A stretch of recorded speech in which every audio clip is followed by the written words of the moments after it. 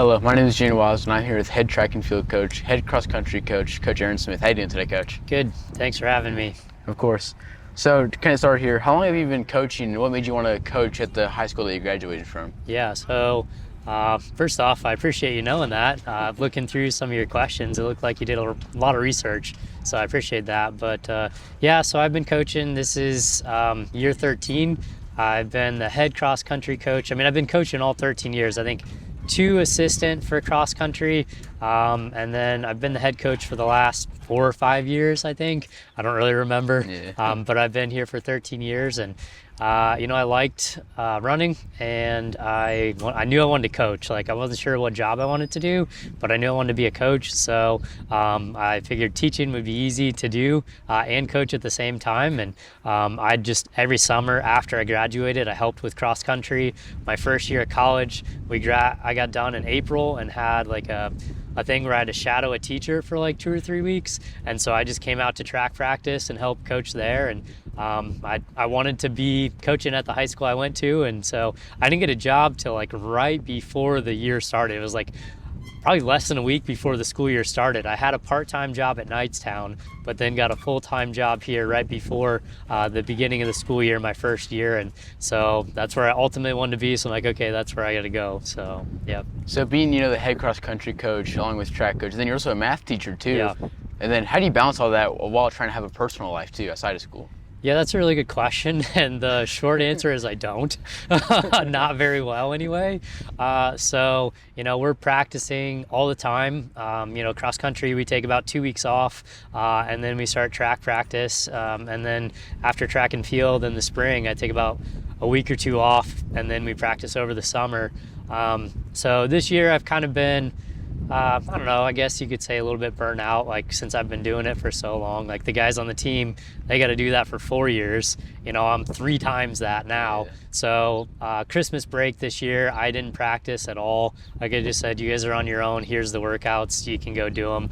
Spring break, there was one day where I was just like, I'm not coming today. So it's definitely tough. I mean, I enjoy doing it. Being single, this kind of is my life, and to a certain extent. So, I don't do much outside of, like, generally on breaks or on, especially summer break, I got a little bit more time that I can do stuff. But during the year, I'm pretty much just teaching and coaching and doing stuff. I mean, I try to make certain priorities. So, like, I'm in a couple different Bible studies, so I have time for that. But like other hobbies, I don't really have a lot of time for that. Yeah. So it's all right. So kind of moving towards more, the track season, how it's ongoing.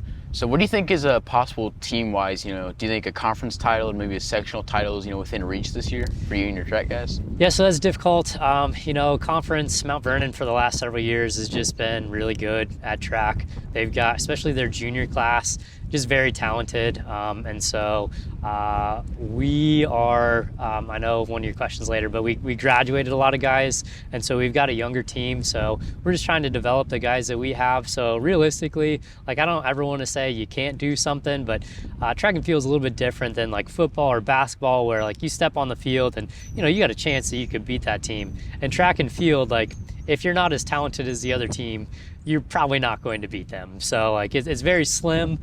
So for conference, like, Mount Vernon's really good. We're going to try to do the best that we can. So we always want to be competitive. So if we're in a position where we can do well, we're going to try to, in practice, put us in that position where we can be successful. But that's a long way of saying I don't think we're going to win. Same thing with the sectional, like Warren-Central, Franklin-Central. I mean, those are both really big schools. They're more than double our size. Warren-Central might even be triple our size. So Warren's won the sectional several years. I think Franklin won. Last year was probably, I think we finished second place.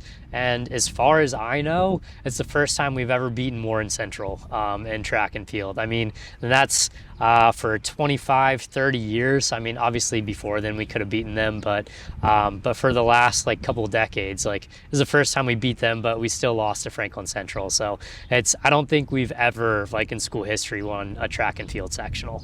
We've only won like like one cross country and one regional. So it's just tough in the sports that we're not classed, so we have to go against everybody. So it's difficult. We'll try to be competitive. We'll try to see if we can get some individual sectional champions, but as a team, it's not going to happen. And we know that, but that doesn't mean that, we can't go out there and do the best of our ability in the meet.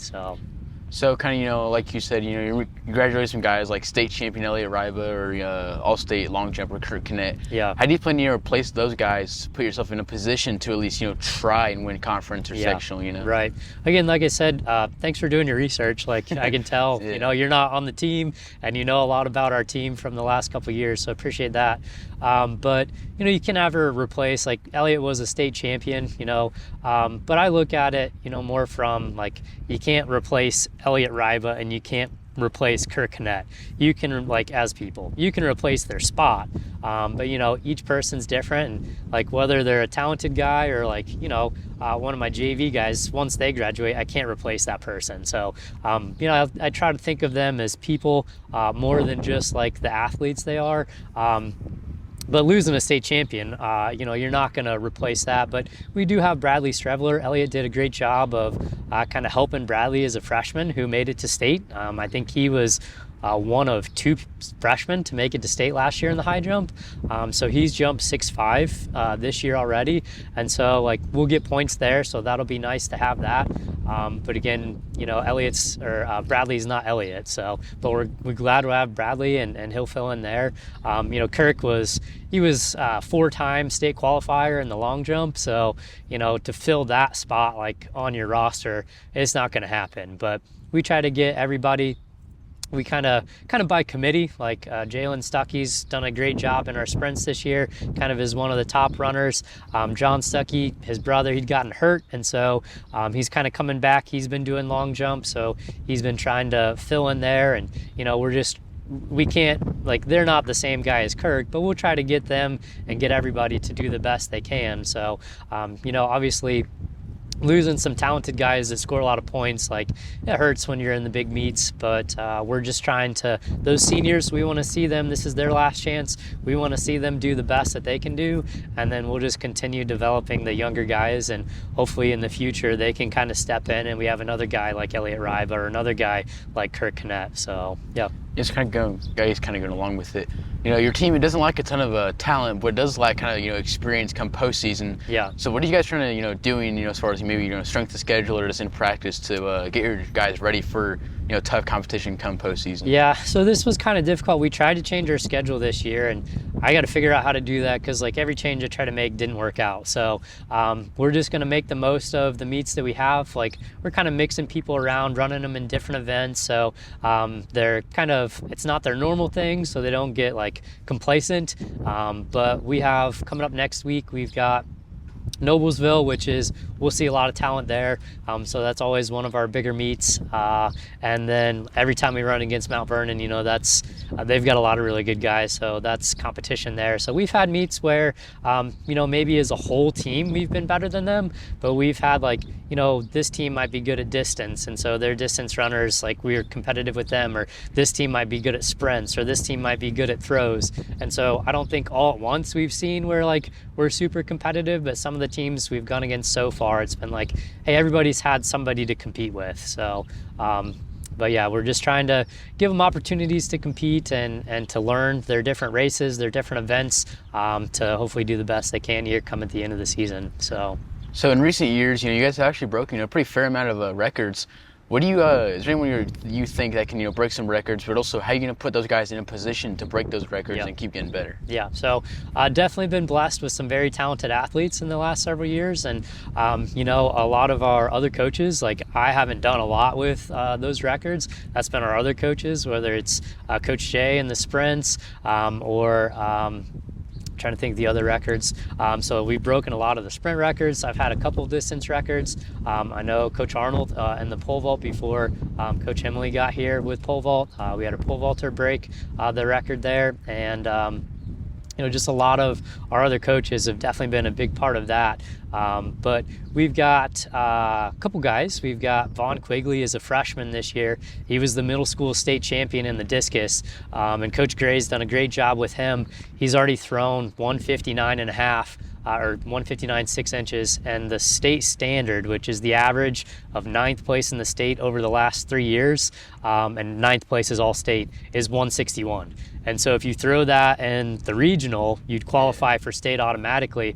And so he's only 2 feet off the average of being all state as a freshman. It's kind of unheard of. So she's done a great job with him. I think our school record's 173 there. So that'd be awesome if he could get that. It's another 14 feet.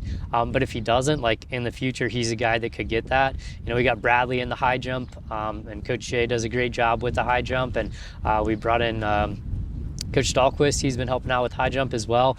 And so Bradley's up to 6'5". So he's not going to jump 7 feet this year like Elliot did when he was a senior. But, you know, if we see that progression. So we have been fortunate to have those good athletes who then have been able to compete with the other athletes on our team. And so that builds their competitiveness. And so that definitely helps them, you know, get better. And then I think that pattern just kind of continues. You've heard the phrase success breeds success. And so that's kind of, we've had all these really good athletes. And so hopefully the guys that we have now are helping the guys in the future be successful. So when we've got guys that are really talented, you know, we see them breaking records as well. So yeah, that's kind of the big thing there. All right, so to kind of, you know, wrap this up here, how much do you depend on, you know, your coaching staff in the off season and in season to help prepare your athletes? Because, you know, like we talked about earlier before this, you know, there's so many different events from, you know, shot put and discus, which, you know, for here, right, it's all the way over there. Yeah. Or, you know, just, you know, sprints and relays. You know, how much do you depend on that coaching staff? Right. 100%. Like, I know distance, and that's pretty much what I do. So the rest of our coaching staff does everything else. So, you know, like I said, I'm very blessed. We've got some really good coaches. We got Coach Gray in the throws. Like, I know nothing about throws. There for a while, we didn't really have a throws coach. So I just told him, I'm like, hey, like, I can show up and you can be here and you can throw, but I know nothing about it. So I'll just watch and make sure you don't kill anybody with a discus. So, but she's a great coach. She's done a great job there. We've got Coach Jay with the sprints. We didn't have a sprint coach. We were trying to replace, and he came in kind of when I first took over, and he's done a great job with the sprinters. Like, he's really learned like the fine details and focusing on the form and making sure like the drills, you're getting that down. And I feel like I've learned a lot about sprints. It's the easiest one to go along with distance, but I don't have to really worry about it because he does that. We've got Coach Emily with pole vault. If it wasn't for her, we probably wouldn't have pole vault because I don't know anything about pole vault and I don't want people getting hurt. So, but she's done a great job there. We've got, I'm trying to think what other coaches we have. I know Coach Foster does the girls distance. Coach Burton is helping out with that, and he does long jump. And again, you know, I don't have time for long jump. Don't know a lot about long jump. Coach Jay and Coach Dahlquist have done high jump. Again, I've tried to go. We've got some clinics. I've gone to some clinics, but again, if I had to coach long jump or high jump, we wouldn't have had Kirk make it to state or Elliot to make it to state. So our coaches have done a great job. I think Coach Dahlquist is doing some hurdles as well. A lot of the technical stuff, like as I get further and further into coaching, like I want to learn more and more about it. But at this point, I haven't had to, just because our coaches have done such a great job. And a lot of those records are thanks to them. They're not thanks to me. So they've done a great job with the athletes that they've had and developed them. And so definitely appreciative of them. You know, I couldn't do it without them. So.